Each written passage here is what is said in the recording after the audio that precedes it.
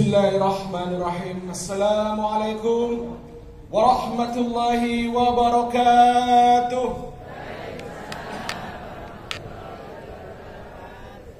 Alhamdulillahi wahidil ahadil fardis samad alladzi lam yalid wa lam yulad wa lam yakul lahu kufuwan ahad. Asyhadu an la ilaha illallah wahdahu la syarika lah wa asyhadu anna Muhammadan abduhu wa rasuluhu arsalahu bil haqq basyiran wa nadhiran baina yadi sa'ah wa man yuti ilaha wa rasulahu faqad rasyada wa man ya'siha fa innahu la yadurru illa nafsahu wa la yadurru syai'an. Sallallahu ala sayyidina Muhammadin wa ala alihi wa ashabihi walladzina jahadu fi sabilihi, amma ba'du. Yang saya hormati para pimpinan dari Lanut Iswayudi, yang saya hormati Ketua Takmir Masjid Al-Ukhuwah Bapak Jaka Aswadi, yang saya hormati bapak-bapak, ibu-ibu, saudara-saudara jamaah pengajian taklim Al-Ukhuwah rahimakumullah. Syukur alhamdulillah di pagi hari yang cerah ini, di bulan yang mulia ini, bulan Muharram, Allah Subhanahu wa taala memberikan kemudahan kepada kita untuk hadir di majelis ini. Semoga niat kita dari rumah untuk menghadiri majelis taklim ini, untuk talabul ilmi ini, dibalas oleh Allah dengan pahala yang berlipat ganda. Langkah kita menghadiri kajian pada ahad ini diberikan kemudahan, sehingga dengan kita menghadiri kajian ilmu semakin diberikan kesehatan oleh Allah Subhanahu wa taala. Dijadikan umur kita umur yang barokah. Kita bisa mengamalkan semua ajaran-ajaran Islam, istiqomah di dalam ta'abudan ilallah. Dan semoga anak cucu kita dijadikan anak cucu yang soleh dan solehah. Amin Allahumma amin. Alhamdulillah. Perkenalkan terlebih dahulu, nama saya Muhammad Pandu Eka Putra. Saya asli dari Surabaya dan berdomisili saat ini di Kota Malang. Jadi sejak tahun 94 saya dan keluarga sudah hijrah ke Malang dan anak 2. Dan alhamdulillah sekarang ini saya ada kesempatan dan merupakan suatu kehormatan saya bisa hadir di Kota Magetan ini, di Majelis Ta'lim Al-Ukhuwah ini untuk menghadiri kajian, mengisi kajian pada hari ini. Terima kasih kepada Bapak Takmir. Dan ini adalah pengalaman saya, kesempatan yang pertama buat saya untuk bisa berdakwah di Kota Magetan, karena saya fokusnya dan banyak kegiatan dakwahnya itu di Kota Malang dan Batu, Malang Raya. Dan ini alhamdulillah suatu kehormatan bagi saya bisa hadir di tengah-tengah para jamaah. Bapak-bapak, ibu-ibu rahimakumullah, Allah Subhanahu wa taala berseru.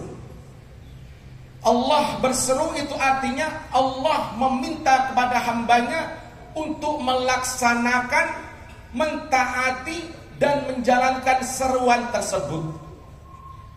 Apabila Allah berseru, kita sebagai hambanya wajib untuk mentaatinya. Tidak boleh kita menolak, melanggar dan mengingkarinya. Laras gebuge harus sami'na wa ata'na. Seruan Allah ini tercantum di dalam surah Al-Hajj ayat 77 dan 78. 3 seruan Allah. Ya ayyuhalladzina amanu ruk'u wasjudu wa'budu rabbakum waf'alul khaira la'allakum tuflihun wajahidu fillahi haqqa jihadihi. Al-ayah sadaqallahul adzim. Allah berseru kepada manusia, hai orang-orang yang beriman, rukuklah, sujudlah, sembahlah Tuhanmu dan berbuat kebaikan agar kamu memperoleh keberuntungan, dan berjihadlah kamu dengan jihad yang sesungguh-sungguhnya. 3 seruan Allah. Rukuk, sujud, sembahlah Allah. Kita diperintahkan untuk melaksanakan dan mendirikan sholat. Kedua yaitu berbuat kebaikan. Dan yang ketiga, seruan Allah itu adalah kita diperintahkan untuk berjihad. Yang pertama, Allah berseru kepada orang-orang yang beriman, rukuklah kamu, sujudlah kamu, sembahlah Tuhanmu. Itu artinya kita diperintahkan untuk menunaikan sholat, melaksanakan dan mendirikan sholat. Jangan sampai kita melalaikan sholat. Oleh karenanya, jamaah rahimakumullah, apa yang dimaksud dengan mendirikan sholat? Mendirikan sholat itu artinya melaksanakan sholat dengan tepat waktu, dengan berjamaah, dengan khusyuk, dengan tumakninah, mengharap ridha dari Allah Subhanahu wa taala sebagai rasa cinta kita kepada Allah Subhanahu wa taala. Jadi kita sebagai umat Islam bukan hanya mengerjakan sholat, bapak-bapak, ibu-ibu, tetapi kita diperintahkan untuk mendirikan sholat, menegakkan sholat. Perintah mendirikan sholat, perintah melaksanakan sholat sangat banyak di dalam Al-Quran. Salah satunya tercantum di dalam surat Al-Isra ayat 77. Aqimis sholata liduluki syamsi ila ghasaqil laili wa qur'anal fajr inna qur'anal fajri kana mashhuda. Dirikanlah sholat dari tergelincirnya matahari sampai gelap malam, dan dirikanlah pula sholat subuh, karena sholat subuh itu disaksikan oleh seluruh malaikat. Para malaikat menyaksikan sholat subuh. Dirikanlah sholat dari tergelincirnya matahari. Maksudnya gini, tergelincirnya matahari itu mulai siang, zuhur sampai asar.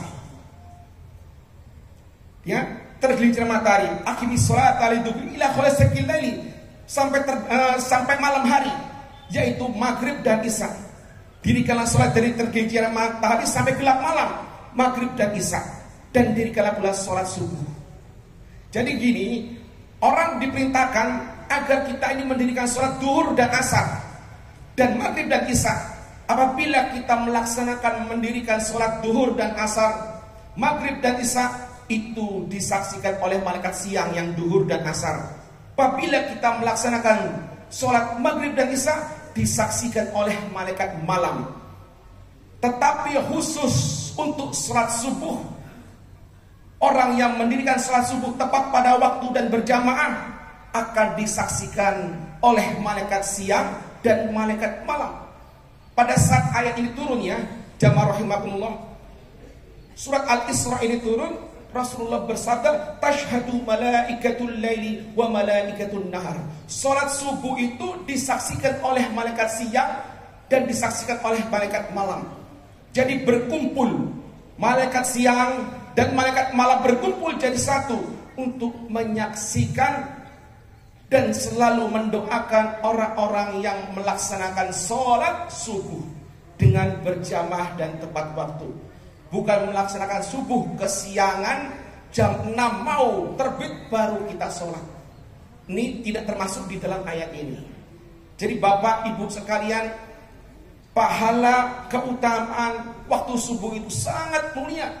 Bukan hanya kita sholat, sedekah subuh pun itu sangat dianjurkan. Pernah almarhum Syekh Ali Jaber berceramah tentang keutamaan daripada sedekah subuh. Sedekah subuh itu bisa mengabulkan hajat kita. Bagaimana amalannya? Kalau kita punya hajat, ya Bu, kita punya hajat, kepingin jodoh, ingin pekerjaan, ingin anak kita sukses, ingin penyakit kita sembuh, pada saat waktu subuh kita ke masjid, kita membawa uang untuk sedekah. Kita niatkan 1 kali sedekah untuk 1 niat. Ya, 1 kali sedekah untuk 1 niat seikhlas kita. Sebelum kita melaksanakan sholat subuh berjamaah, kita ke masjid sedekah, Bu. Masukkan ke kotak amal dengan 1 niat. 1 hajat 1 niat. Ya Allah, aku niat untuk pekerjaan saya, ya Allah, semoga saya diterima. Saya niat ingin masuk di pendidikan TNI AU agar saya diterima. Saya ingin dapat istri lagi. Saya ingin dapat istri, ya Allah, dapat jodoh, ya Allah. sodako. Satu sodako, satu niat. Jangan sampai satu sodako sedekah 10.000 niatnya akeh kerjaan, bojo, wis kesehatan, jangan. Satu kali sodako, satu kali niat. Seandainya kita punya hajat 5 hajat, kita ke masjid, ke berjamaah, sodako sebelum masuk masjid, sebelum sholat, sodako satu niat. Kalau kita punya hajat lagi, besoknya kita ulangi lagi, sodako lagi satu niat. Dan insya Allah itu waktu yang mustajabah. Kenapa? Karena sudah saya praktekkan pada diri saya pribadi. Saya punya hajat, saya sodakoh pada saat subuh. Kita sodakoh, niat satu hajat. Kalau kita ingin satu hajat itu terus kita lakukan, boleh. Selama 7 hari berturut-turut kita sodakoh. Seandainya ingin anak kita diterima di perguruan tinggi, anak kita mendapatkan kesuksesan dalam pekerjaan, keselamatan, kita niatkan terus setiap hari sodakoh. Kalau kita tidak bisa melaksanakan sholat subuh berjamaah ke masjid, boleh kita siapkan uang itu di rumah. Tetapi sholat subuhnya harus tepat waktu, Bu, Pak. Kita taruh kotak amal di rumah. Mau sholat subuh berjamaah dengan suami, taruh, masukkan kotak amal. Sampai terkumpul mungkin 7 hari, baru kita berikan kepada anak yatim piatu, para duafa, orang-orang yang membutuhkan. Ini bisa saja kita lakukan. Kalau kita tidak berjamaah di masjid, tetapi berjamaah di rumah, insya Allah ini adalah amalan daripada sodakoh di subuh hari. Jamaah rahimakumullah. Jadi mendirikan sholat itu, melaksanakan sholat tepat pada waktunya, khusyuk. Allah Subhanahu wa ta'ala berfirman di dalam surah Al-Mu'minun tentang keutamaan orang-orang yang khusyuk di dalam sholatnya dan senantiasa melaksanakan sholat berjamaah. Qad aflahal mu'minun, beruntunglah orang-orang yang beriman. Salah satunya yaitu alladzina hum fi sholatihim khashi'un, orang-orang yang khusyuk di dalam mengerjakan sholatnya. Yang kedua, walladzina hum ala sholawatihim yuhafidun, orang-orang yang selalu menjaga waktu sholatnya. Waktu sholat dijaga, jangan sampai kita teledor, lalai dalam mengerjakan sholat. Kalau sholat wajib sudah kita tunaikan, kita laksanakan, harus kita tambah dengan sholat-sholat sunnah lainnya. Jadi surat Al-Isra ayat 78 itu menegaskan untuk kita mendirikan sholat 5 waktu. Lalu disambung di ayat selanjutnya surat Al-Isra ayat 79, yaitu perintah untuk melaksanakan sholat qiyamul lail. Hafal ayatnya, Bu?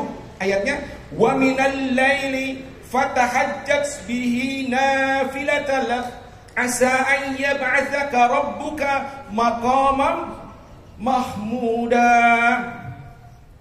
Dan pada sepertiga malam yang terakhir, bangunlah kamu untuk melaksanakan sholat qiyamul lail sebagai tambah ibadahmu. Semoga Allah senantiasa mengangkat derajatmu maqaman mahmuda, di tempat yang mulia. Jadi setelah kita mendirikan sholat 5 waktu, Allah memerintahkan kepada kita agar menambah dengan sholat-sholat sunnah lainnya. Bisa sholat tahajud, sholat hajat, sholat taubat, ya, sholat tasbih yang kita laksanakan pada malam hari. Karena ciri daripada ibadur rahman itu adalah hamba-hamba Allah yang penyayang. Salah satunya yaitu walladzina yabituna li rabbihim sujjadaw wa qiyama. Surat Al-Furqan ayat 64. Dan orang-orang yang menghabiskan waktu malamnya dengan sujud dan berdiri. Malam adalah waktu yang sunyi dan senyap untuk beristirahat. Tidak sedikit dari mereka yang menghabiskan waktu malamnya untuk tidur nyenyak pulas. Jangankan sholat malam, sholat subuh pun kadang orang tersebut kesiangan. Tetapi bagi hamba-hamba Allah yang penyayang, mereka luangkan waktu malamnya untuk qiyamul lail sebagai tambahan ibadah kepada Allah Subhanahu wa ta'ala. Dengan melaksanakan qiyamul lail, insya Allah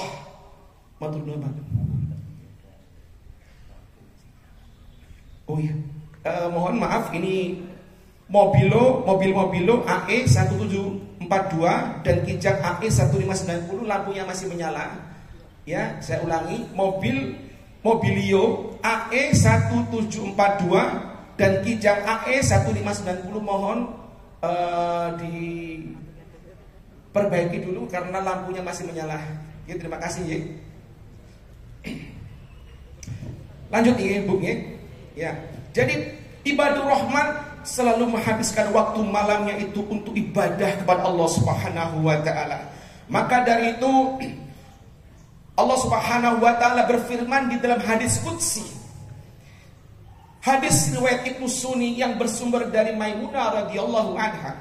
Allah taala berfirman, tiada yang paling sempurna seorang hamba yang bertakarub kepadaku kecuali dengan melaksanakan amalan fardu-fardu yang telah aku tetapkan, dan ia berusaha untuk mendekatkan diri kepadaku dengan melaksanakan amalan-amalan sunnah sehingga aku mencintainya. Jika aku mencintainya, maka akan aku lindungi kakinya yang dengannya ia berjalan, dengan tangannya yang dia pergunakan, dengan lisannya yang dia pergunakan untuk berbicara, dengan akalnya yang dengan akalnya dia berpikir, dan apabila dia berdoa maka akan aku kabulkan.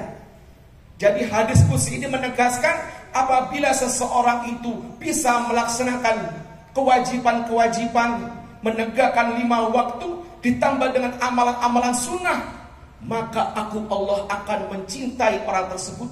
Kalau Allah sudah mencintai hambanya, Allah akan melindungi kakinya yang dia pergunakan untuk berjalan. Jadi kakinya selalu dibimbing oleh Allah untuk melangkah ke tempat-tempat ibadah kebaikan, dijauhkan melangkah ke tempat maksiat. Tangannya dilindungi oleh Allah sehingga tangannya selalu dipergunakan untuk kebaikan, menolong orang, bersedekah. Dia lindungi, Allah lindungi lisan kita yang dengan lisan ini kita bertutur kata. Allah akan menjaga lisan orang-orang yang senantiasa melaksanakan wajib dan sunnah sehingga lisannya selalu berkata yang baik, dipergunakan untuk berzikir, dijauhkan dari kata-kata maksiat. Dengan akalnya dijaga oleh Allah sehingga akal hatinya selalu untuk ingat kepada Allah Subhanahu wa taala, dan apabila orang tersebut berdoa maka akan dikabulkan, mustajab bin makbul. Namun balasannya bagi orang-orang yang selalu menunda-nunda waktu sholat, melalaikan waktu sholat, maka Allah mengancam di dalam firman-Nya surah Al-Maun, ara'aital ladzi yukadzibu biddin. Tahukah kamu siapa orang yang pendusta agama, mengaku beragama Islam tetapi dusta dengan keislamannya, mengaku orang muslim bohong dengan kemuslimannya. Siapakah mereka? Fawailul lil musallina alladzina hum an salatihim sahun. Fawail, wail itu adalah sebuah lembah di dalam neraka jahanam yang diperuntukkan bagi orang-orang yang menunda-nunda waktu sholat. Sholat duhur itu 11:30 baru dikerjakan 2:30, katene asar baru rakono sholat duhur. Wis gopo mbek kerjaane di kantor, pekerjaannya di perusahaan sehingga waktu itu tertunda. Ya, fawailul lil musallin, celakalah orang-orang yang salat alladzina hum an salatihim sahun, orang yang selalu menunda-nunda waktu salat. Orang yang salat masih dikatakan sebagai pendusta agama, apalagi orang sing gak tahu salat, lupa. Wis tidak dibahas di surah Al-Maun, yang dibahas adalah orang yang menunda-nunda waktu salat. Imam Hasan Al-Basri pernah berkata, barang siapa yang terbiasa menunda sholat, maka ia harus siap tertunda dalam semua urusan kehidupannya, pekerjaannya, keturunannya, rezekinya, kesehatannya, karirnya. Apa yang berharga bagimu, sedang sholat saja tidak berharga padamu. Karena pertanyaan pertama yang akan diminta pertanggungjawaban oleh Allah adalah tentang sholat. Apakah kamu tidak mengetahui, kata Imam Hasan Al-Basri, bahwasanya sholat itu selalu bergandengan dengan kemenangan. Hayya 'alas sholat, hayya 'alal falah. Itu jamaah rahimakumullah. Seruan Allah yang pertama yaitu kita diperintahkan untuk senantiasa mendirikan sholat, jangan melalaikan sholat. Siap Bu nggih, Pak? Insya Allah ya, apabila masih ada dari kita yang masih melalaikan sholat, segera kita perbaiki. Mumpung kita ini masih hidup, si ore Pak, engko nek awak dhewe wis mati, Pak. Sulit bagi kita. Maka selama hayat masih di kandung badan, selama kita masih diberikan kesehatan umur oleh Allah Subhanahu wa taala, maka pergunakanlah umur dan kesehatan ini untuk senantiasa beribadah, bertakarub kepada Allah, menjalankan yang wajib dan sunnah-sunnah Rasulullah Sallallahu Alaihi Wasallam. Itu yang pertama. Yang kedua, seruan Allah yang kedua yaitu waf'alul khaira la'allakum tuflihun. Berbuatlah kebaikan agar kamu memperoleh keberuntungan. Kita sebagai manusia diperintahkan oleh Allah Subhanahu wa taala untuk senantiasa hidup ini berorientasi dalam kebaikan, gemar berbuat kebaikan, berlomba-lomba dalam berbuat kebaikan. Fastabiqul khairati aina ma takunu. Berlomba-lombalah kamu dalam kebaikan di mana saja kamu berada. Dan hendaklah kita ini dalam hidup ini menjadi orang yang terbaik. Menjadi orang yang terbaik. Kita niat kebaikan ini, niat karena Allah Subhanahu wa taala, tanpa pamrih sedikit pun. Kita cinta akan kebaikan dan kita akan memperoleh keberuntungan bila kita nanti berbuat kebaikan. Sebagaimana firman Allah, inna rahmatallahi qaribun ma'al muhsinin. Sesungguhnya rahmat Allah itu, cinta dan kasih sayangnya Allah kepada hamba-hambanya diperuntukkan bagi mereka yang senantiasa gemar berbuat kebaikan. Karena berbuat kebaikan ini sangat utama. Waktu, usia yang kita miliki jangan kita sia-siakan. Orang yang baik adalah orang yang selalu memanfaatkan umur ini dengan sebaik-baiknya. Orang yang beriman saja tetapi dia tidak mau beramal soleh, percuma. Karena orang tersebut termasuk orang yang rugi. Bismillahirrahmanirrahim. Wal asri. Demi masa, demi usiamu, demi waktumu, kesehatanmu, kesempatanmu. Innal insana lafi husrin. Sesungguhnya manusia itu rugi. Illalladzina amanu, kecuali orang itu beriman. Tidak cukup beriman saja. Illalladzina amanu wa amilus solihati, dan senantiasa berbuat amal kebaikan, amal soleh. Jadi manusia itu pada hakikatnya rugi, kecuali orang tersebut beriman. Setelah itu dia beramal soleh, berbuat kebaikan, menabur kebaikan. Rasulullah SAW bersabda, hadis riwayat Ahmad, khairun nas man tala umruhu wa hasuna amaluhu. Sebaik-baik manusia adalah yang panjang umurnya dan baik atau banyak amalnya. Jadi kalau kita ingin dikatakan manusia yang terbaik, manusia yang bermanfaat, dicintai oleh Allah, pergunakanlah umur ini. Khairun nas man tala, semakin panjang umur kita, semakin banyak ibadah dan amal kebaikan kita. Jangan sampai semakin umur kita panjang, kakean dosa, akeh maksiate, banyak menentang aturan-aturan agama. Sayang Bu Pak, kita tidak tahu umur kita itu berapa. Ada yang wafat usia masih muda, ada yang sudah tua meninggal, kita tidak ada yang tahu. Semakin panjang umur kita, semakin banyak ibadah. Karena banyak orang yang usianya sudah kepala 5, kepala 6 enggan untuk beribadah, malas untuk mengerjakan sholat, malas untuk berbuat kebaikan. Sayang, bapak-bapak, ibu-ibu yang hadir di majelis ini jauh-jauh dari rumah dengan tujuan menghadiri majelis talim ini, itu artinya telah memanfaatkan umur ini dengan sebaik-baiknya. Panjang umurnya dan banyak amal ibadahnya, amal solehnya. Langkah kaki dari rumah, ada yang mengendari mobil banyak Pak, sepeda motor, berjalan kaki, tujuannya adalah untuk mencari ilmu. Harapannya jauh-jauh saya dari Malang ke Magetan, perjalanan jauh, saya bagi ilmu ini, ibu serap ilmu yang saya sampaikan, diamalkan, diajarkan kepada anak istrinya, insya Allah menjadi ilmu yang bermanfaat. Khairun nas man ta'allamal Qur'an wa'allamau. Sebaik-baik orang adalah yang mempelajari ilmu agama, ilmu Al-Qur'an dan mengajarkannya. Jadi ibu bapak setelah pulang dari majelis ini, di mana saja menghadiri majelis talim, ambil ilmu tersebut, diserap, kita amalkan dan kita ajarkan. Insya Allah ini menjadi ilmu yang barokah. Oleh karenanya, kalau kita dalam hidup ini senantiasa berbuat kebaikan, Allah akan memberikan keberuntungan. Yang pertama, keberuntungan bagi orang-orang yang senantiasa berbuat kebaikan, yaitu ia akan memiliki rasa kasih dan sayang.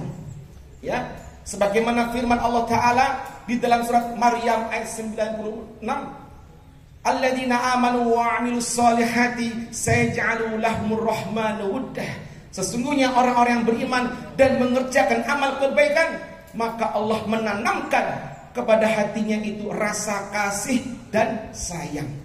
Jadi Allah tanamkan pada jiwanya orang yang beramal soleh dan berbuat kebaikan, timbul rasa kasih dan sayang. Itu pertama, sehingga suka membantu, selalu memperhatikan orang-orang yang membutuhkan, gemar berbuat kebaikan, gemar menolong, karena kita senantiasa berbuat kebaikan.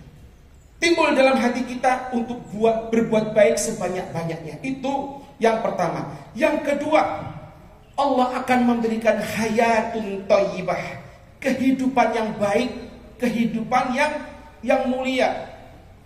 Kehidupan yang baik ini dijelaskan dalam firman-Nya surah An-Nahl ayat 97. Man 'amila sholihan min zakarin aw untha wa huwa mu'minun falanuhyiyannahu hayatan thayyibah wa lanajziyannahum ajrahum bi ahsani ma kanu ya'malun. Barang siapa yang mengerjakan perbuatan baik, amal soleh, laki-laki maupun perempuan, sedang dia dalam keadaan beriman, maka akan aku berikan kepadanya hayatun thayyibah, kehidupan yang baik, kesejahteraan dalam hidup. Sayyid Qutb menjelaskan, kehidupan yang baik tidak selalu berupa materi atau uang. Kehidupan yang baik bisa berupa anak keturunan yang soleh dan soleha, istri yang soleha, suami yang solikin, saling beribadah, kesehatan umur, keberkahan hidup, pekerjaan lancar, ya, rizki yang banyak, istri yang banyak. Itu bagian daripada hayatun thayyibah. Laras bangki, istri banyak ini ku hayatun thayyibah bangki. Loros, ya. Rizki banyak, istri juga, itu bagian daripada hayatun thayyibah. Dikarenakan kita gemar berbuat kebaikan. Jadi Allah memberikan hayatun thayyibah ini luas maknanya. Ya, anak kita nasibnya bagus, kita diberikan kesehatan, umur kita barokah, rizkinya banyak. Ini bagian daripada hayatun thayyibah, kehidupan yang baik, kehidupan yang mulia. Ini janji Allah. Tidak mungkin Allah mengingkari janji-janjinya. Yang ketiga, keutamaan dari orang yang senantiasa berbuat kebaikan, yaitu mendapatkan pahala balasan yang besar. Balasan yang besar karena kita beramal kebaikan.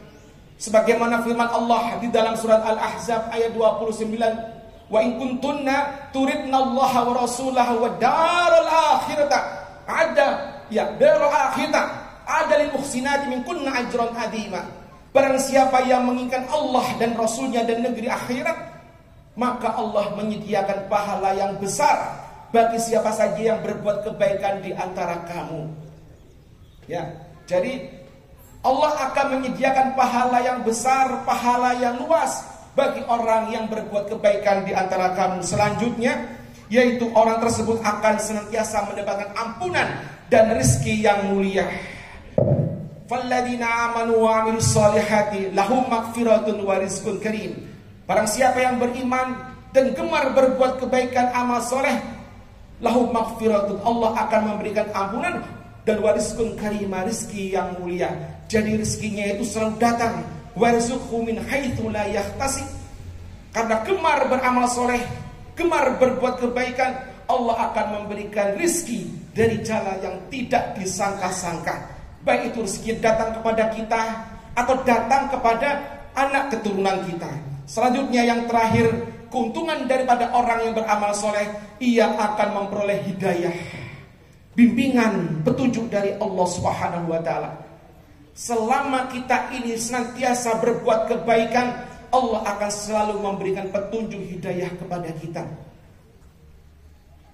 Allah Ta'ala berfirman di dalam surat Yunus ayat 9, Innal ladhina amanu wa 'amilus solihati yahdihim rabbuhum biimanihim tajri min tahtihimul anharu fi jannatin na'im.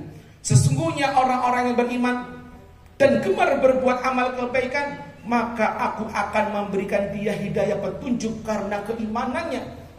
Mereka akan mendapatkan surga yang penuh dengan kenikmatan dan surga yang di bawahnya mengalir sungai-sungai. Itu 5 keuntungan bagi orang yang gemar berbuat kebaikan. Jamaah rahimakumullah, berbuat kebaikan kepada sesama manusia banyak caranya. Salah satu perbuatan baik yaitu berinfak dan sodakoh. Infak dan sodakoh. Jadi ada perbedaan infak dan sodakoh.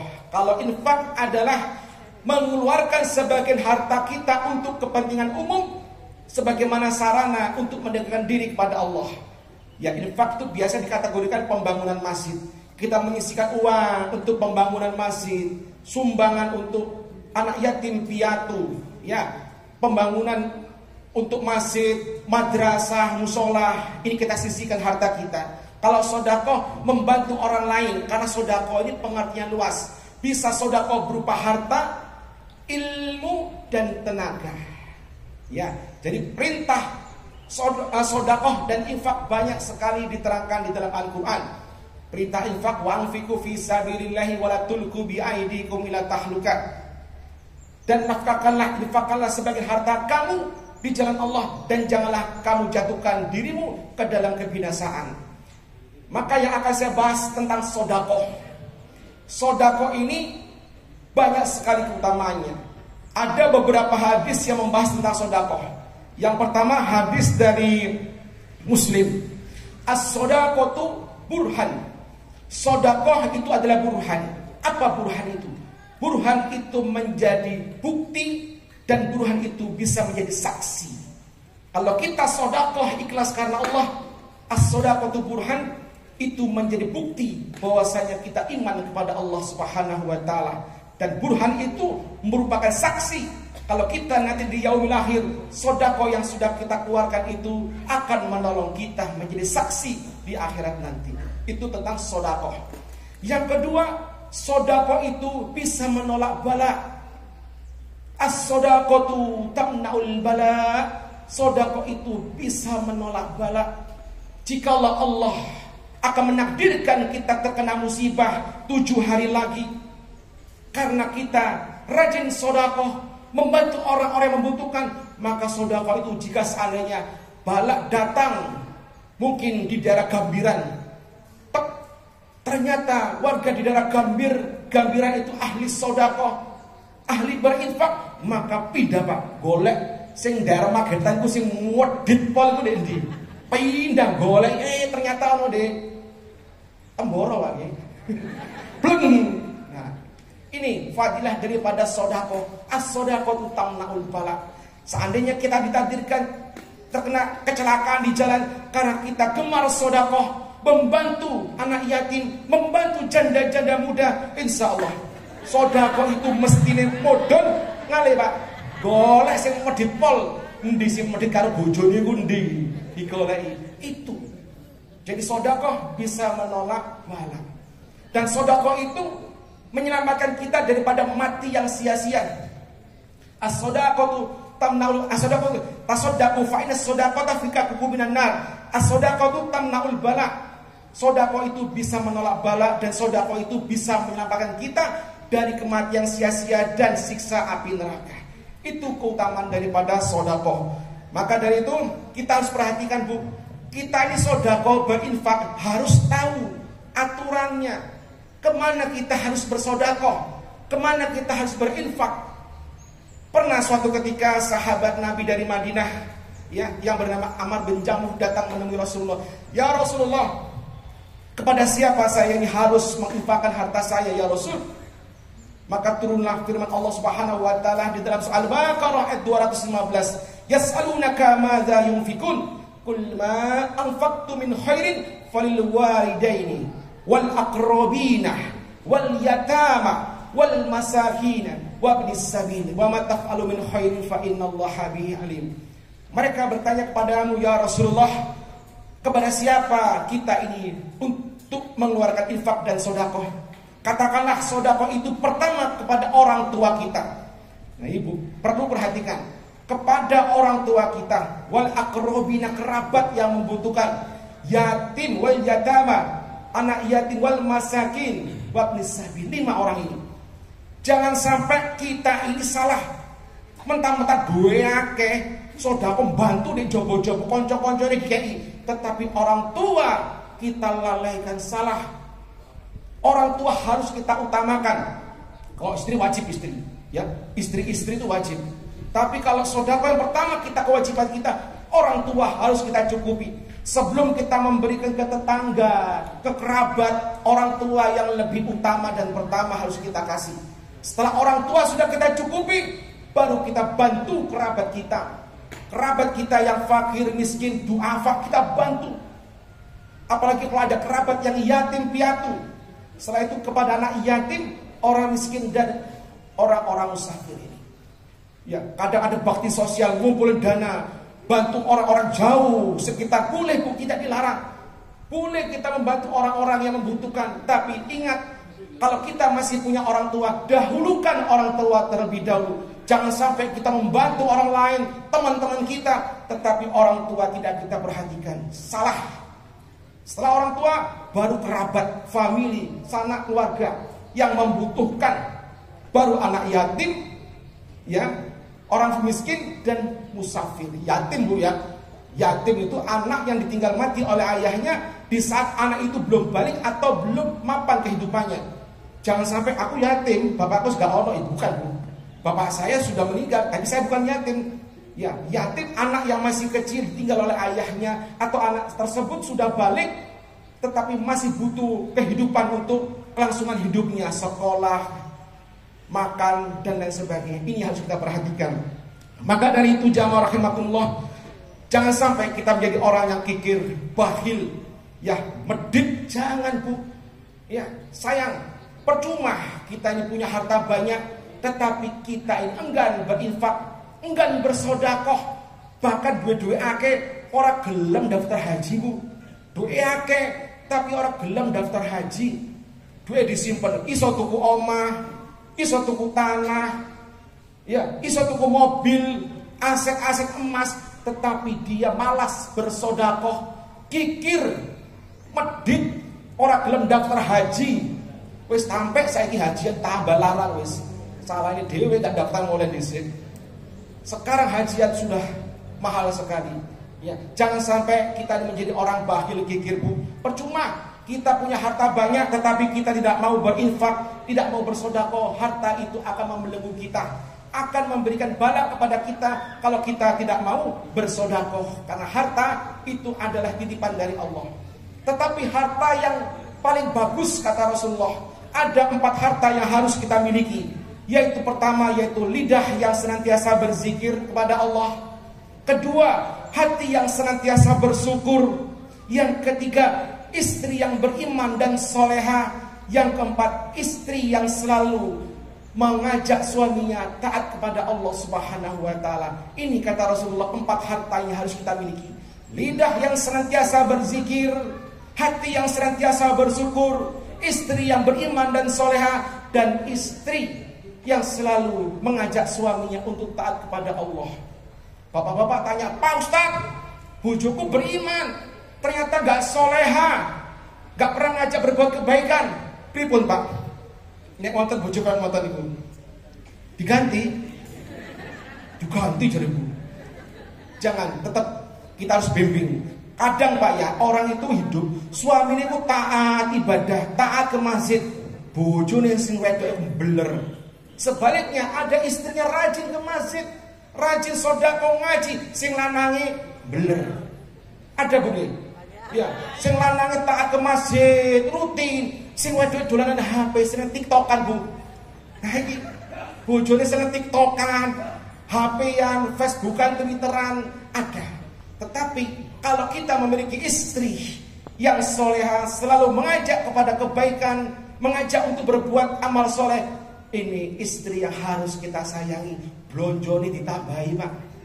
Sing akeh wis itu bekal suami untuk mengarah kepada surga Allah Subhanahu wa taala. Yang terpenting di dalam berbuat kebaikan ada 5 poin, ya. 5 poin di dalam berbuat kebaikan dan beramal soleh. Yang pertama, dalam beramal soleh harus ikhlas karena Allah Subhanahu wa taala. Mengharap ridha Allah Subhanahu wa taala. Jangan sampai kita berbuat kebaikan, niat kita punya tujuan selain kepada Allah, ingin dipuji, ingin dilem, ingin mendapatkan popularitas. Jangan, niatkan karena Allah Subhanahu wa taala. Yang kedua, poin kedua dalam beramal soleh, jangan sampai kita selalu mengingat-ingat kebaikan yang sudah kita lakukan. Kebaikan yang kita lakukan jangan diingat-ingat, Bu, agar kita ini ikhlas. Kita berbuat kebaikan, sedekah, infak, menolong orang, sudah anggap saja kita buang seperti kita membuang hajat kotoran kita. Tidak kita ingat-ingat lagi, karena akan menghilangkan keikhlasan kita. Yang ketiga, dalam berbuat kebaikan jangan sampai kita mengungkit-ungkit, Bu, mundat-mundat. Loh, awakmu dhisik tak kei duwe lho, saiki aku butuh duwe gak mau selangi. Nah, ini salah. Lho, dhisik awakmu tak kei duwe, aku saiki njaluk gak mau kei. Jangan diungkit-ungkit. Jangan mengungkit-ungkit pemberian yang sudah kita berikan. Yang keempat yaitu jangan sampai kita menyakiti perasaan orang yang sudah kita bantu. Wes ngekei duit ngomong gak enak. Aku tak kei saiki ya, ojo jaluk-jaluk maneh. Tuman awakmu. Nah, ini salah. Karena orang yang mengungkit-ungkit dan menyakiti perasaan yang diberi itu akan menggugurkan pahala kebaikan kita. Ya ayyuhalladzina amanu la tubtilu shadaqatikum bil manni wal adha. Hai orang-orang yang beriman, jangan kamu rusak, hilangkan pahala sedekah kamu dengan mengungkit-ungkit dan menyakiti perasaan penerima. Ini akan menghapus kebaikan kita. Yang kelima, poin yang kelima dalam berbuat kebaikan, berikanlah yang terbaik apa yang kita miliki. Jangan sampai kita memberikan bantuan kepada orang yang paling elek. Klambi wis elek, ya ono bolonge dik elek, baru dikasih ke orang. Engkai jubah jilbab ono bolonge. Ini jangan, Pak. Kita memberikan makan kepada orang lain, berikan yang terbaik, ya. Karena kesempurnaan seseorang itu terletak bagaimana kita memberikan terbaik kepada orang lain. Allah Subhanahu wa taala berfirman di dalam surat Imran ayat 92. Lan tanalul birra hatta tunfiqu mimma tuhibbun wa ma tunfiqu min syai'in fa innallaha bihi alim. Kamu tidak akan mencapai sebuah kesempurnaan sebelum kamu menafkahkan, mensedekahkan apa yang kamu cintai. Dan apa saja kebaikan yang kamu berikan, maka Allah itu maha mengetahui. Jadi kita tidak akan mencapai sebuah keistimewaan di hadapan Allah, sebuah kesempurnaan sebelum kita memberikan apa yang terbaik yang kita miliki. Jadi, Pak, saya mau tanya, seandainya ada orang datang ke rumah kita atau ketemu di jalan minta uang, di dompet kita ada uang 100.000, ada 50.000, ada 20.000, ada 10.000, ada 5.000. Mana yang harus kita berikan? Wong jaluk buka dompet, plek. Wih, ono 100, 50, 20, 10.000, 2.000. Biasanya kita kebanyakan ngasih sing paling cilik, Pak. Wis 2.000 wae. Ini jangan, Pak. Setan, Pak, ya. Setan tuh berusaha apa? Membujuk kita ini untuk medit, Bu. Ya, wih, 100, 50, 20, 10.000, 2.000. Setan biasa, wis sing cilik ae sing 2.000 wae, sing 2.000 wae. Bisikan setan. Tetapi kalau kita langsung memberikan 100 jebret, 100.000, setan itu langsung kabur, Pak. Wis kabur, waduh gak iso budol aku. Karena kita memberikan yang terbaik. Kalau kita memberikan yang terbaik, maka Allah Maha mengetahui. Kalau Allah Maha mengetahui, pasti akan dibalas dengan yang lebih baik dari Allah Subhanahu wa taala. Jamaah rahimakumullah, itu. Ya, jadi Bapak ibu sudah beriman, sudah beramal soleh, jangan aman bu. Ya, jangan aman. Setan itu berusaha untuk membisikkan manusia itu agar kita ini ingkar kepada Allah, menjadi orang yang tidak mau berbuat kebaikan. Kita sudah sholat, ibadah, jangan aman. Setan berusaha membisikkan kita untuk berusaha menjadi orang yang tidak ingat kepada Allah. Allah Ta'ala berfirman, istahwaza alaihimus syaitan fansahum zikrullah ulaika hizbus syaitan ala inna hizbus syaitani humul khasirun. Syaitan telah memperdayai kamu sehingga membuat kamu lupa untuk zikir kepada Allah Subhanahu wa Ta'ala. Ketahuilah, orang-orang yang banyak dibujuk setan, mereka itulah teman-teman setan. Istahwaza alaihimus syaitan fansahum zikrullah ulaika hizbus syaitan. Jadi manusia yang hidupnya itu tidak mau ibadah, tidak mau berbuat kebaikan, itu adalah teman-teman setan. Dan teman-teman setan itu adalah orang-orang yang sesat. Ya, dibuat supaya kita ini lupa zikir kepada Allah. Maka dari perlu bagi kita ini bermunajat. Ya, minimal 1 hari 17 kali kita selalu bermunajat, minta kepada Allah agar kita ini diberikan keistiqomahan dengan doa yang kita panjatkan, ihdinas siratal mustaqim. Kita minta diberikan petunjuk agar kita ini menjadi orang yang istiqomah ibadah. Kita minta kepada Allah agar kita ini menjadi orang yang taat ibadah terus tanpa berhenti dan istiqomah. Bagaimana kiat agar kita bisa istiqomah? Yang pertama, kiat agar kita bisa istiqomah, selalu berdoa, bermunajat kepada Allah agar hati kita ini dijadikan hati yang taat, istiqomah dalam ibadah. Dengan doa yang sering dipanjatkan oleh Nabi, ya muqallibal qulub tsabit qalbi ala dinik. Ya Allah yang membolak-balikkan hati, tetapkanlah aku di dalam ibadah. Ini kiat yang pertama, yaitu senantiasa berdoa. Karena istiqomah itu adalah hidayah, dan hidayah itu harus kita minta. Berdoa bu, agar kita istiqomah sampai mati kita tentang ibadah dan beramal soleh. Kedua, jadikan amal ibadah kita ini selalu ikhlas karena Allah.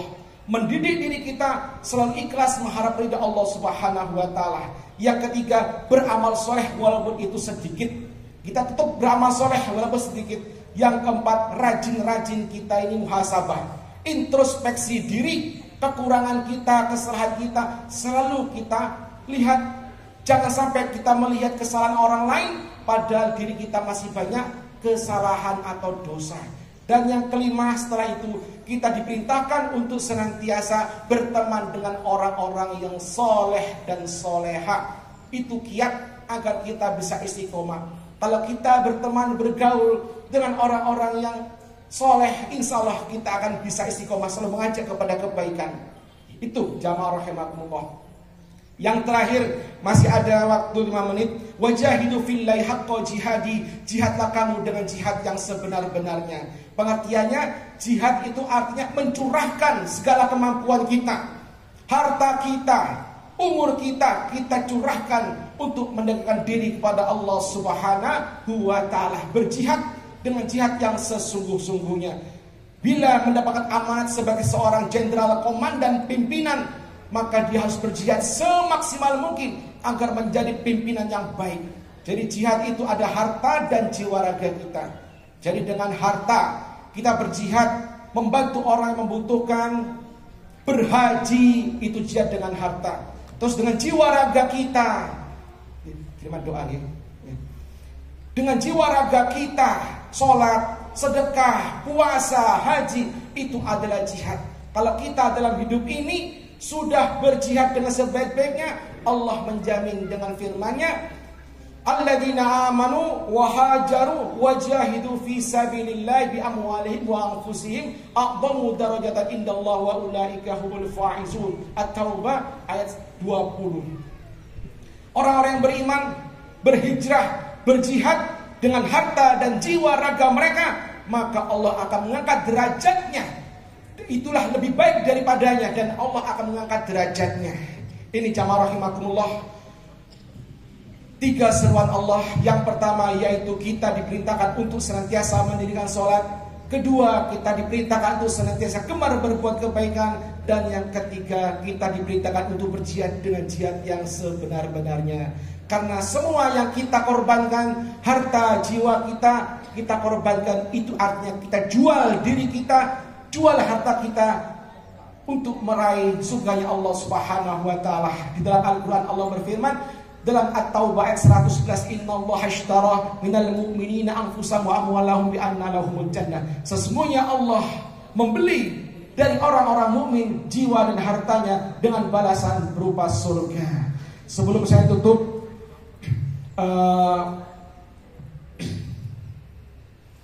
ada beberapa pertanyaan. Ya.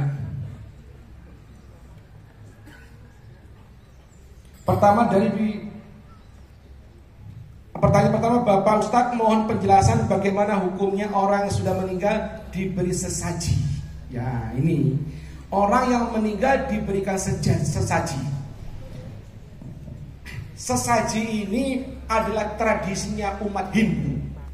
Ya, umat Hindu ini tradisinya adalah apabila ada keluarga yang meninggal dunia diberikan sesajen, terutama untuk hari-hari tertentu, dengan harapan datang arwahnya ke rumah, kita sesaji, kita sandingan kopi, rokok, apem, dan donat, hamburger.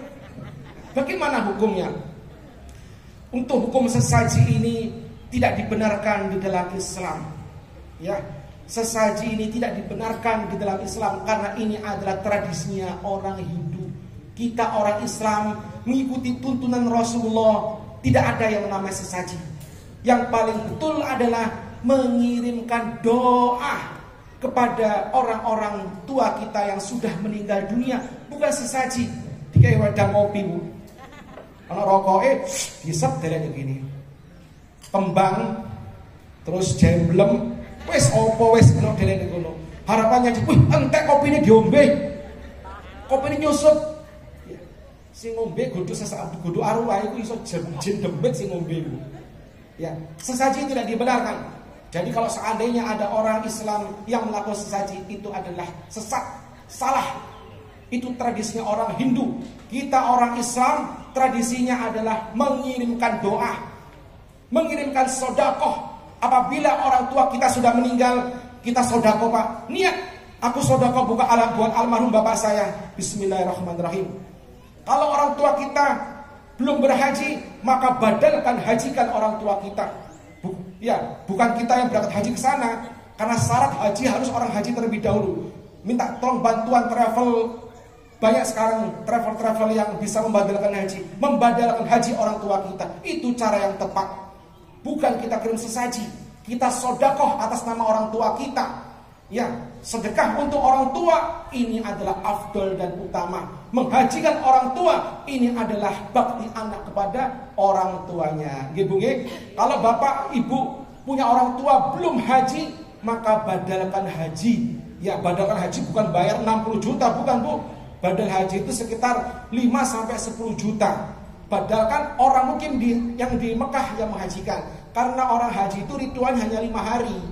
Ya, rukunnya haji perjalanannya melaksanakan haji itu hanya 5 hari di Mekah. Haji itu hanya di Mekah, bukan di Madinah. Kalau di Madinah amalan-amalan sunnah.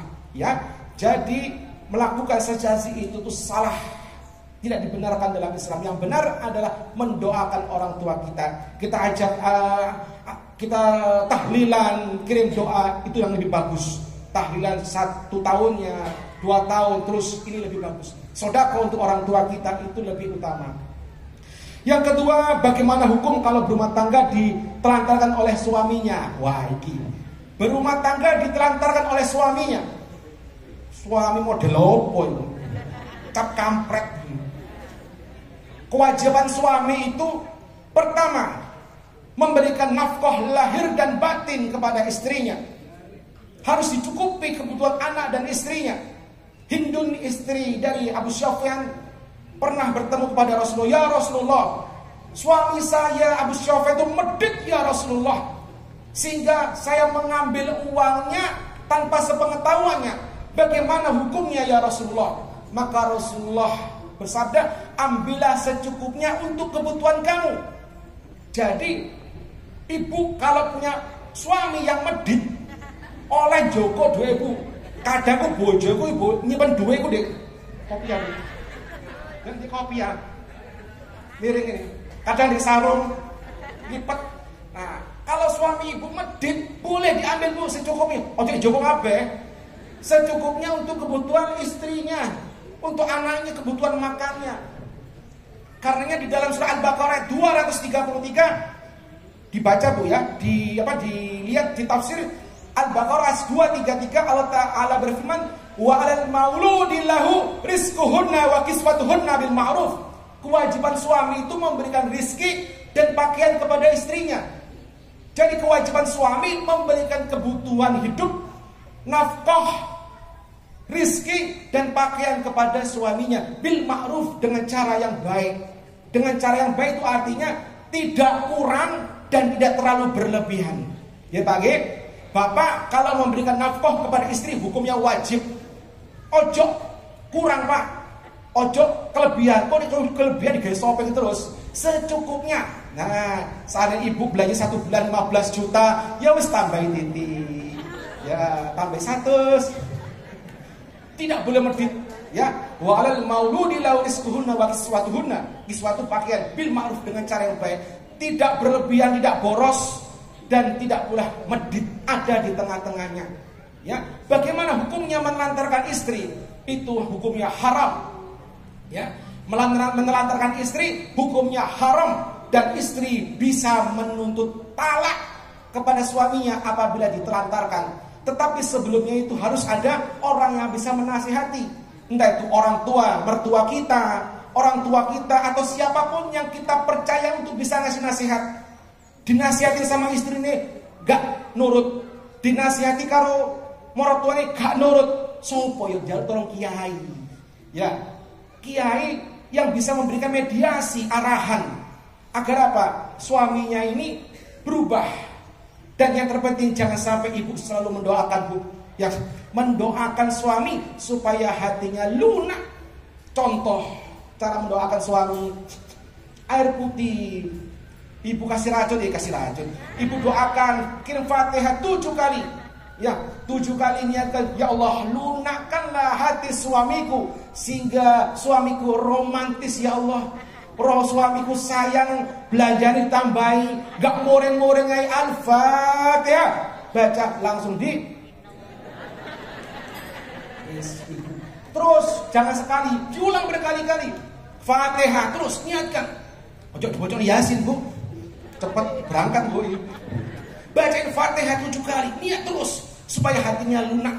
Karena tidak ada yang tidak mungkin dengan doa. Doa itu akan memudahkan yang sulit, akan melancarkan yang sulit, akan membuka suatu yang berat. Ini dengan doa. Apalagi doanya sepertiga malam terakhir. Ya, sepertiga malam terakhir. Dan doa tersebut adalah doa yang mustajabah. Terlebih doa orang yang utama. Ini ada hadis Nabi ya. Salasatun la yuraddu du'ahum. 3 orang yang doanya tidak akan tertolak. Yang pertama, zikrullah katsirah wa da'watul madlumin wal imamul mufsid. Orang yang banyak berzikir, orang yang teraniaya, dan pemimpin yang adil. Ibu ada di mana? Kalau ibu atau bapak termasuk orang yang zikrullah katsirah, banyak berzikir, doanya mustajabah. Setiap doa kita insya Allah diijabah oleh Allah. Zikrullah katsirah, orang terdolimi. Nah, hati-hati loh Pak. Jenengan dolimi istri, bojone iku dungo elek, apa meneh bojo jenengan iku ahli ibadah, dungo elek kabul loh Pak. Hati-hati wis ambek bojo. Ojo jahat-jahat ambek bojo. Kudu sing sayang, sing romantis, lemah lembut. Ya. Jadi istri harus disayang, jangan disakiti. Ya, agar jangan sampai istri terzolimi. Karena doa orang terzolimi ini jab mustajabah. Didoakan jelek-jelek loh Pak. Kalau ada istri dizolimi, ditelantarkan, sudah dinasehati, sudah disakiti, gak mau minta maaf, ya sudah, ibu bisa seperti Betariah Sonata, pulangkan saja aku pada ibuku atau ayahku. Betul nggih? Insyaallah semoga jamaah Masjid Al-Ukhuwah ini dijadikan rumah tangga yang sakinah mawaddah warahmah. Bojo jenengan sayang loman karo jenengan Bu. Soleha manut karo bojone nggih Pak nggih. Bojone sing soleha sing sayang kudu disayang Pak. Sing soleha kudu diaman-aman aja disakiti, nggih. Aja poligami nek sayang ngono. Bojone sayang jadi poligami nek bojone kurang ajar, monggo terserah. Selanjutnya jamaah rahimakumullah, ini ada kirim doa. Mohon doa kesembuhan untuk Ibu Sumini, Bapak Sumarto dan Bu Mijo, Bapak Lamadi, Ibu Sumiati dan Ibu Mintarti binti Karim. Mari kita bermunajat kepada Allah Subhanahu wa taala. Mohon doa kesembuhan kepada Allah, semoga Allah Subhanahu wa taala memberikan kesembuhan kepada Ibu Sumini, Bapak Sumarto, Bapak Lamadi, Ibu Sumiati, Ibu Mintarti binti Karim. Semoga Allah mengangkat penyakitnya dan disembuhkan oleh Allah Subhanahu wa taala. Kita bacakan Fatihah sebanyak 3 kali. Kita khususkan kepada beliau agar diberikan kesembuhan oleh Allah Subhanahu wa taala. Allahumma rabban nasi ashibil ba'sa ishfi anta syafi la syafiya illa anta shifaan la yuhadiru saqaman Ibu Sumini, Bapak Sumarto bin Mijo, Bapak Lamadi, Ibu Sumiati, Ibu Mintarti binti Karim bi barakatil Fatihah. A'udzu billahi minasyaitonir rajim. Bismillahirrahmanirrahim. Alhamdulillahirabbil alamin arrahmanir rahim maliki yaumiddin. Iyyaka na'budu wa iyyaka nasta'in ihdinas siratal mustaqim. Siratal ladzina an'amta 'alaihim ghairil maghdubi 'alaihim waladdallin. Amin. Permohonan kiriman doa untuk almarhum Bapak Eko Sudarmo Bindasi, untuk almarhumah Ayu Putri Setiana binti Susilo, untuk almarhum Oki Ensvano Tegar Saputra bin Bambang Mardianto, untuk almarhum Mujianto bin Kanimin, untuk almarhumah Yatmi binti Songo Sakimin, untuk almarhumah Soni Yusnidar bin Siddhartha.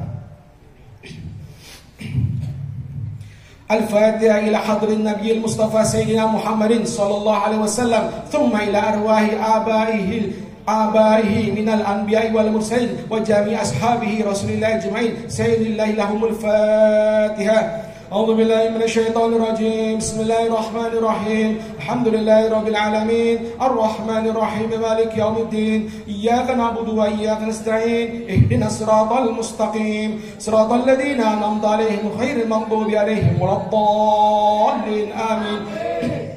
ثم إلى حضرة والدينا والأمواتنا وأموات المسلمين والمسلمات والمؤمنين والمؤمنات، خصوصا إلى روحي almarhum Eko Sudarno Bindasi, almarhumah Ayu Putri Setiana binti Susilo, almarhum Ongki Ensvano Tegar Saputra bin Bambang Murdiono, almarhum Mujianto bin Kanimin, almarhumah Yatmi binti Somo Sakimin, almarhum Soni Yusnidar bin Siddhartha bi barakatil Fatihah. A'udzu billahi minasyaitonir rajim. Bismillahirrahmanirrahim. Alhamdulillahirabbil alamin arrahmanir rahim maliki yaumiddin. Iyyaka na'budu wa iyyaka nasta'in ihdinas siratal mustaqim siratal ladzina an'amta 'alaihim ghairil maghdubi 'alaihim waladdallin. Amin.